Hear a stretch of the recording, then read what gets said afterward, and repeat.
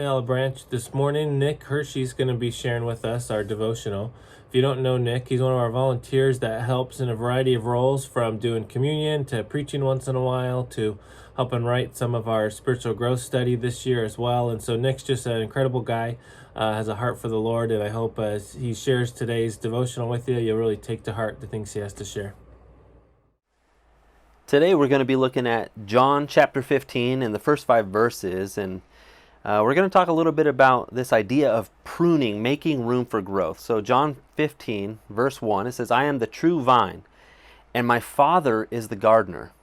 He cuts off every branch in me that does not, or that bears no fruit, while every branch that does bear fruit he prunes, so that it will be even more fruitful. You are already clean because of the word I have spoken to you. Remain in me, as I also remain in you. No branch can bear fruit by itself. It must remain in the vine. Neither can you bear fruit unless you remain in me. I am the vine, you are the branches. If you remain in me, and I in you, you will bear much fruit. Apart from me, you can do nothing." So Jesus here is speaking, and he's calling himself the true vine. And I want to talk a little bit about what is he talking about when he says in verse 2, he cuts off every branch that doesn't bear fruit. Well, it's this idea. Separation from Jesus, or the vine in this case, is separation from life. Jesus is proclaiming, he's describing himself. He is the source of life. He is the vine, and a branch gets its life, its very life essence, from being attached to the vine. So if you're separated from that vine, then you're actually separated from life, and really you're going to be cut off and you have no life. And so this is a very real and serious warning that Jesus is giving to his audience here. And he also says, you're going to be separated. This doesn't mean that you can lose your salvation. So I want to be clear on that. What Jesus is saying here, he's not talking about losing your salvation. Rather, he's saying you never had it. He's saying you're connected. He's cutting you from the vine because you never really were producing any fruit. You were never actually truly part of his vine. And so he's cutting you off because you weren't bearing fruit. And I'll give you a little bit of context to try to understand this a little better.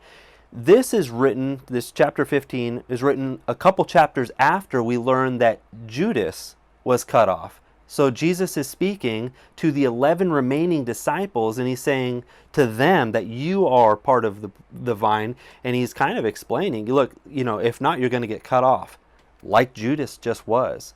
And so that's part of the context. And another part of the context is the Hebrew context. Remember in Isaiah 5, Israel is the vine, or was the vine, that was being spoken to about in that context. So Israel was supposed to be the vine where God was going to have them be fruitful for the world. Well, that didn't pan out. And in Psalm 80, we kind of learn a little bit about that the vine, Israel, was cut down. And Jesus is what he says in verse 1 here in John chapter 15. Jesus is the true vine. So where Israel fails, Jesus comes in, and he's the true vine. He's the real source of life. And that is sort of the context of what Jesus is painting this picture to these now 11 disciples. So what about pruning? He talks a little bit about cutting off the branch. That's separation from Jesus. But then he talks about pruning, and this is a little bit different.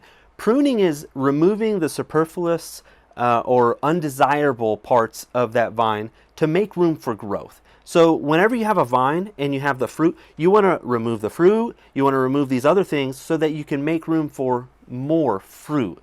And when we're talking about fruit in sort of the Christian or the biblical understanding of fruit, we're talking about things, you can read more about this in Galatians 5. We're talking about things like love, joy, peace, forbearance, kindness, goodness, faithfulness, gentleness, self-control. That's what Paul later on lists as fruits of the Spirit. So when you're connected to Jesus, you can bear more fruit. You can have more growth in that way. You're becoming more like Jesus. And the key to growth, as you read in verses 4 and 5 of our chapter today, the key to growth is staying attached to Christ. This is the key. So if you want to grow, you need to be attached to Christ. Well, how do you do that, you might ask? Read your Bible. When you're reading your Bible, you're actually getting in contact. You're attaching yourself to Christ, and out of that, you can grow. So be attached to the vine is what I would encourage you to do. This is what Jesus is trying to encourage believers to do. Remember, it was the 11, not the one that was cut off. So it's you, the ones that are attached to Jesus, that are part of the vine. He wants you to grow and bear fruit. He wants you to become more like him. And again, read in Galatians 5. You can read all about the fruits of the Spirit. The key to that growth is being attached to Christ. Always, always stay attached to Christ and read your Bible. God bless you.